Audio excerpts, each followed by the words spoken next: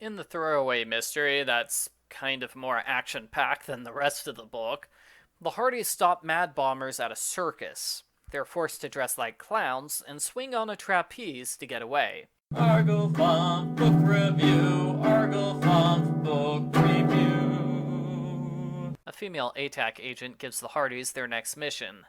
As usual, Joe doesn't recognize her as an ATAC agent, so he starts flirting with her. She is not amused. Joe continues to be sexist throughout the whole book. He gets mad because Frank doesn't whistle at good-looking strangers, and he likes comic books because they have hot babes. Stuff like that is why Joe doesn't have a girlfriend. For the first time, today's mission video was made by the victim, not ATAC. Julia Campbell is selling original comic book art at the San Francisco Comic-Con. One of her pieces was replaced by a forgery. The Hardys go there with Chet Morton because it makes for a convenient cover, and they forgot to get him a birthday present this year.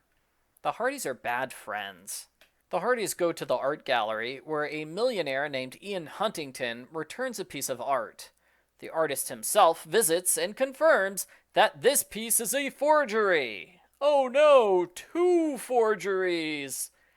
Julia's business partner is Jasper, a mean guy who hates comic books. He insults them repeatedly and refuses to believe they count as art. He hates them so much, he tells everyone about the forgeries, including their main competitor. I find it a little extreme that Jasper is willing to risk going out of business just so he doesn't have to deal with comic books again. I mean, I know the Hardy Boys graphic novels are pretty bad, but they're not worth bankrupting yourself over. On a cable car ride, 2 goth girls get into a fight. Becky accidentally drops her notebook. Frank risks his life to get it back. Becky seems nice, but the other goth girl warns them that Becky is a thief who steals art ideas. The convention starts. The Hardys meet all the suspects, and there's a fake-out where a woman is mugged. They're acting out a scene from a movie, but Joe thinks it's real. He jumps in to help and gets publicly humiliated. Oh, Joe. The artist is freaked out when an anonymous person sends him forged sketches. Becky is a little too interested in copying comic book art. A dude takes pictures, even though cameras aren't allowed. Someone at a Comic-Con with a camera? Clearly that's suspicious. Disappointingly, the Hardys leave the Comic-Con and never return halfway through the book.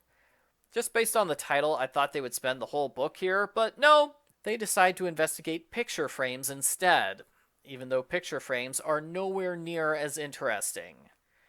It turns out that the forgeries both come from frame stores, where Cell Phone Guy works. He's Kyle McMartin. He gets mad when the Hardys talk about forgeries. He follows them and glares at them.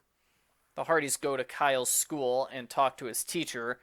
Joe grabs stuff from the teacher's desk and starts playing with it. When the teacher wants Joe to stop, the Hardys figure, oh, this teacher is possessive. No, he's not. You're being rude, grabbing people's stuff without permission. They confirm Kyle, the art student, is good at art, which should have been obvious to begin with.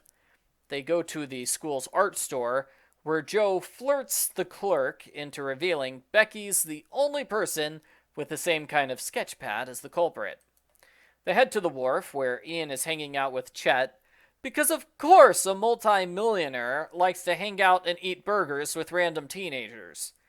Ian gets mad when Chet mentions the rumors of forgery, and Chet realizes the Hardys are here on a case. This is why the Hardys shouldn't have to lie to Chet about their cases in every book. Chet is a good detective. He would be a legitimate help in solving mysteries. Same goes for Mom, Dad, and Aunt Trudy, who have solved multiple mysteries in the past. It was a bad idea to sideline them in this series. I still don't like it, over 20 books into the series. Frank and Joe confront Becky about making forgeries. She pushes Joe into the harbor, where he gets attacked by sea lions. After this, Becky confesses she's not a forger, she was just copying artwork because she thought the artist would like it.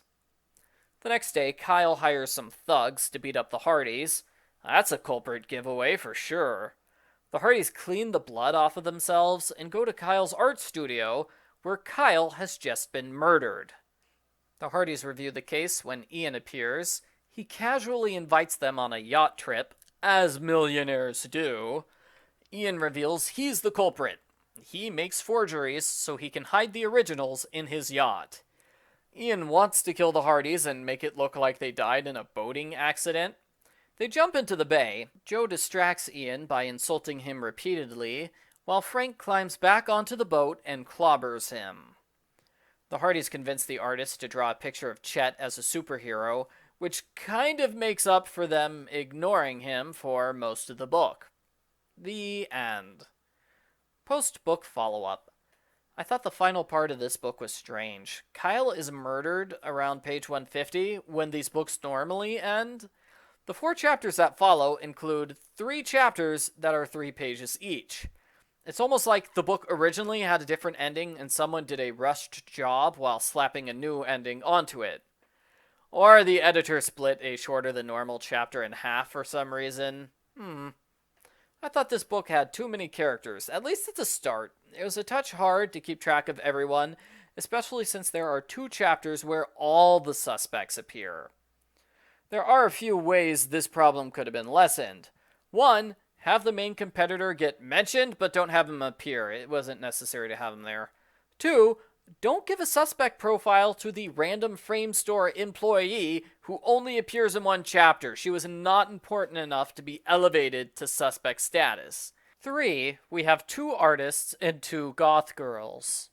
For both pairs, the book could combine the 2 into 1, or only give one of them a name, so readers know which is the one that should be remembered. Overall, the book was fine. It makes great use of its San Francisco setting, but not its Comic-Con setting.